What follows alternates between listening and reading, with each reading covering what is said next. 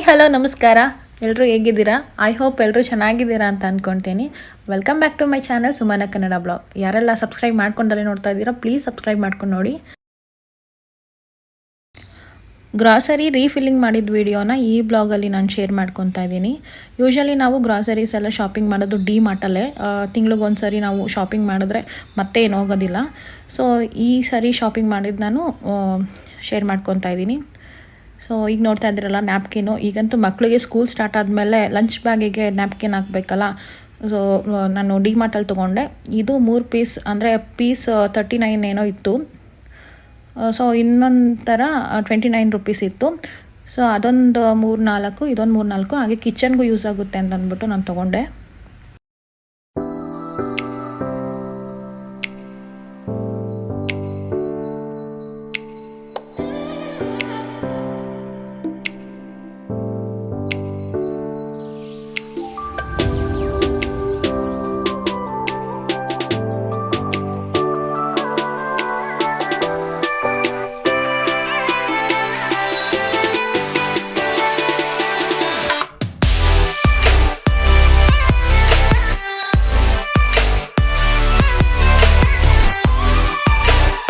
ಪಿಂಗಾಣಿ ಜಾರಲ್ಲಿ ನಾನು ಉಪ್ಪಿಟ್ಕೊಂಡಿದ್ದೆ.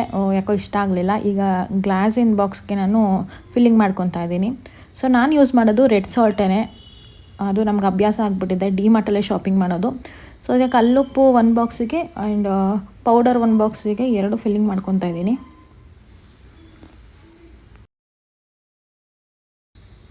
ಸೊ ಉಪ್ಪಿನ ಡಬ್ಬದೊಳಗಡೆ ಲವಂಗನ ಹಾಕಿಟ್ರೆ ದೃಷ್ಟಿ ನಿವಾರಿಸುತ್ತೆ ಅಂತ ಹೇಳ್ತಾರೆ. ಸೊ ಉಪ್ಪಿನ ಬಾಕ್ಸಿಗೆ 2ಕ್ಕೂ ಕೂಡ ಒಂದು 3-4 ಲವಂಗ ಹಾಕ್ತಾಯಿದ್ದೀನಿ.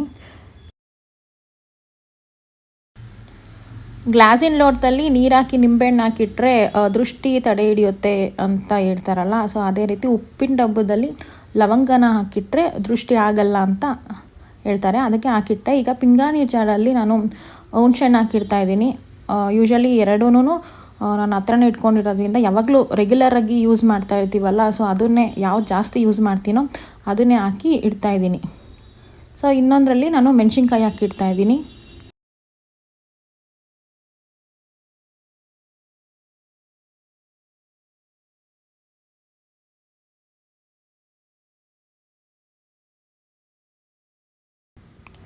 ಈ ಸ್ಪೈಸಸ್ ರ್ಯಾಕ್ ಅಂತೂ ಯೂಶ್ವಲಿ ಎಲ್ಲರ ಮನೇಲೂ ಇದ್ದೇ ಇರುತ್ತೆ. ಒಂದು ಟೈಮಲ್ಲಿ ಇದು ಟ್ರೆಂಡಿಂಗೇ ಆಗಿಬಿಟ್ಟಿತ್ತು. ನಾನು ಕೂಡ ಇದನ್ನು ಪರ್ಚೇಸ್ ಮಾಡಿದ್ದು ಸುಮಾರು ವರ್ಷ ಆಯ್ತು. ಆಗಲೇ 4-5 ವರ್ಷ ಆಯಿತು ಇದನ್ನು ತೊಗೊಂಡು. ಆನ್ಲೈನಲ್ಲೇ ತೊಗೊಂಡಿದ್ದೆ. ಸೊ ಯೂಸ್ಫುಲ್ ಅಂತ ಹೇಳ್ಬೋದು. ಸ್ಪೈಸಸ್ ಏನೇ ಇದ್ರೂ ಇದರಲ್ಲಿ ಹಾಕಿಟ್ಬಿಟ್ರೆ ಕೈಗೆ ಸಿಗುತ್ತೆ. ಆ್ಯಂಡ್ ಟ್ರಾನ್ಸ್ಪರೆಂಟ್ ಆಗಿರೋದ್ರಿಂದ ಏನೇನು ಇಟ್ಟಿದ್ದೀವಿ ಅನ್ನೋದು ಕೂಡ ಕಾಣಿಸುತ್ತೆ. ರೆಡಿ ಆಗಿದೆ ಸಾಸಿವೆ, ಜೀರಿಗೆ, ಅರಿಶಿನ ಪುಡಿ, ಚಿಲ್ಲಿ ಪೌಡರು, ಅಡುಗೆ soda, pepper powder, so garam masala. ಇದು ಸ್ವಲ್ಪ ಅರೇಂಜ್ ಮಾಡ್ಕೊಳ್ಬೇಕು. ಇದು ಸ್ವಲ್ಪ ಚೇಂಜ್ ಮಾಡಬೇಕು.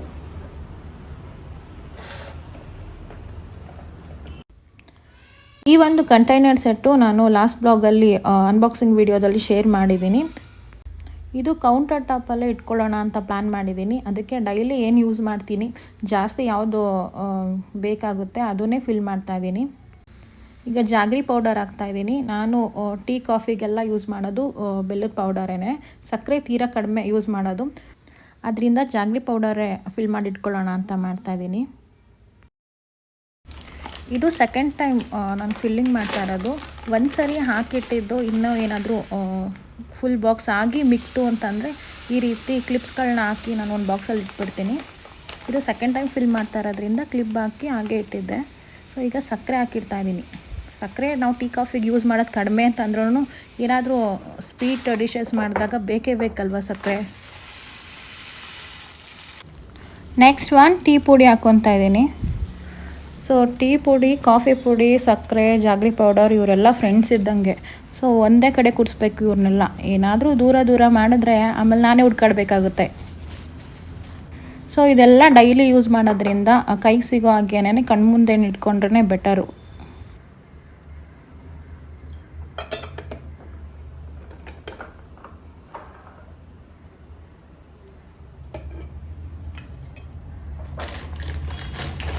ನೆಕ್ಸ್ಟ್ ಸೋಯಾಬೀನ್ ಹಾಕ್ಕೊತಾ ಇದ್ದೀನಿ. ಇದು ಕೂಡ ನಾನು ಡೈಲಿ ಯೂಸ್ ಮಾಡೋದ್ರಿಂದ ಕೌಂಟರ್ ಟಾಪಲ್ಲಿ ಇಟ್ಕೊಳ್ಳೋಣ ಅಂತ ಫಿಲ್ ಮಾಡ್ತಾಯಿದ್ದೀನಿ.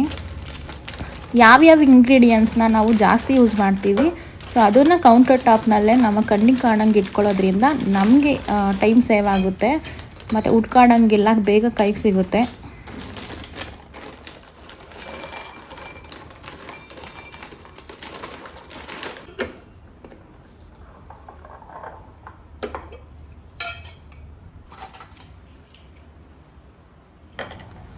ಯೂಶಲಿ ನಾನು ಚಕ್ಕೆನ ಜಾಸ್ತಿ ಯೂಸ್ ಮಾಡ್ತೀನಿ. ಡಿ ಮಾರ್ಟಲ್ಲಿ ತಂದರೆ ಚೆನ್ನಾಗಿರೋದಿಲ್ಲ, ಹೊರಗಡೆ ತರಬೇಕು ಇದು ಚಕ್ಕೆನ ಅಂತ ಇವಾಗ ಎಷ್ಟಿದೆಯೋ ಅಷ್ಟು ಫಿಲ್ ಮಾಡಿಡ್ತಾ ಇದ್ದೀನಿ. ಈಗ ಹಾಕಿಟ್ರೆ ನೆಕ್ಸ್ಟ್ ತೊಗೊಂಡು ಬಂದಾಗ ಇದೇ ಬಾಕ್ಸಿಗೆ ಹಾಕಬೇಕು ಅನ್ನೋದು ಗೊತ್ತಾಗುತ್ತಲ್ಲ, ಸೊ ಅದರಿಂದ ಫಿಲ್ ಮಾಡ್ತಾಯಿದ್ದೀನಿ.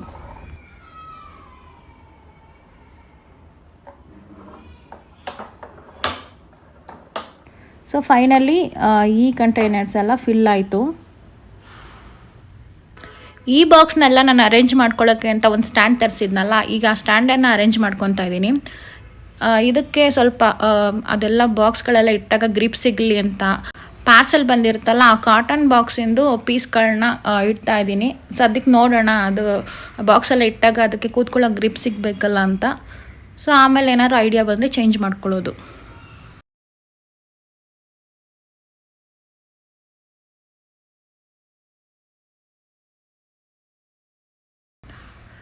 ಕಿಚನಲ್ಲಿ ಈ ಒಂದು ಬುದ್ಧಾನ ಏನಕ್ಕಪ್ಪ ಇಟ್ಕೊಂಡಿದ್ದೀನಿ ಅಂತಂದರೆ, ಒಂದೊಂದು ಸಾರಿ ಟೈಮ್ ಇರೋದಿಲ್ಲ, ಬೆಳಗ್ಗೆ ಹೊತ್ತು ಏನಾದ್ರು ತಿಂಡಿ ಮಾಡಬೇಕಾದ್ರೆ ಸ್ವಲ್ಪ ಟೆನ್ಷನ್ ಆಗುತ್ತೆ, ಆಮೇಲೆ ಟೈಮ್ ಇರೋದಿಲ್ಲ, ಟೈಮ್ ಆಗೋಯ್ತು ಅಂತ ಟೆನ್ಷನ್ ಮಾಡ್ಕೊತೀನಿ. ಸೊ ಈ ಒಂದು ಬುದ್ಧ ಫೇಸ್ ನೋಡ್ತಾ ಇದ್ರೆ ಸ್ವಲ್ಪ ಕೂಲಾಗಿ ಸಮಾಧಾನ ಆಗಬೇಕು ಅಂತ ನಾನು ಇಟ್ಕೊಂಡಿದ್ದೀನಿ.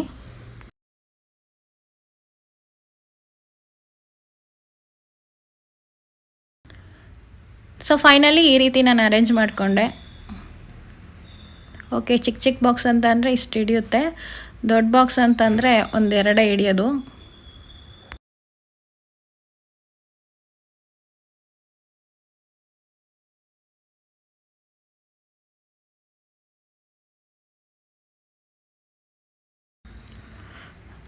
ನೆಕ್ಸ್ಟ್ ಆಯಿಲ್ ಬಾಟಲ್, ಆಯಿಲ್ ಹಾಕಿಟ್ಕೊಂಡಿದ್ದೀನಿ ಇದರಲ್ಲಿ.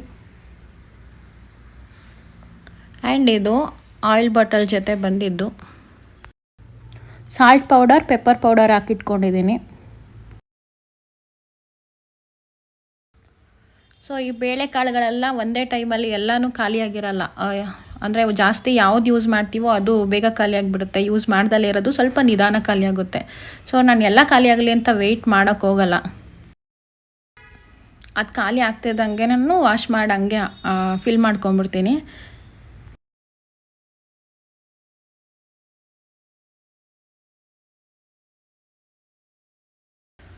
ಸೊ ನಾನು ಜಾಸ್ತಿ ಯೂಸ್ ಮಾಡೋದು ಹೆಸ್ರುಕಾಳು, ಕಡಲೆಕಾಳು ಡೈಲಿ ಯೂಸ್ ಮಾಡ್ತಾ ಇರ್ತೀನಿ. ಮೊಳಕೆ ಕಾಳು ಕಟ್ತೀನಲ್ಲ, ಸೊ ಅದು ಬೇಗ ಖಾಲಿ ಆಗುತ್ತೆ.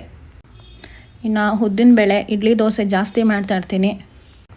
ಸೊ ಅವನ್ನು ಕೂಡ ಫಿಲ್ ಮಾಡಿಕೊಂಡೆ.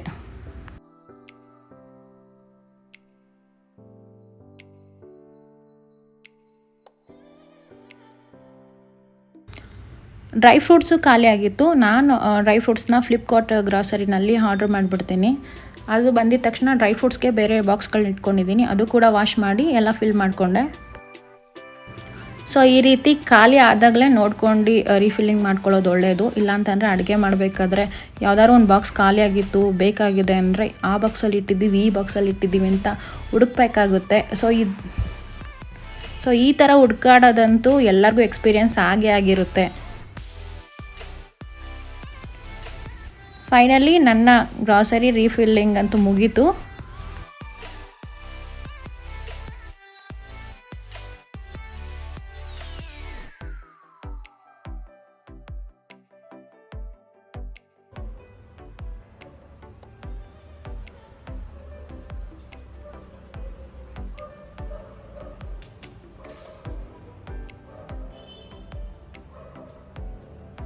ಇದಾಗಿತ್ತು ಇವತ್ತಿನ ಬ್ಲಾಗ್. ಇಷ್ಟ ಆಗಿದ್ರೆ ಲೈಕ್ ಮಾಡಿ, ಕಮೆಂಟ್ ಮಾಡಿ, ಶೇರ್ ಮಾಡಿ ಆ್ಯಂಡ್ ಸಬ್ಸ್ಕ್ರೈಬ್ ಮಾಡ್ಕೊಳ್ಳಿ.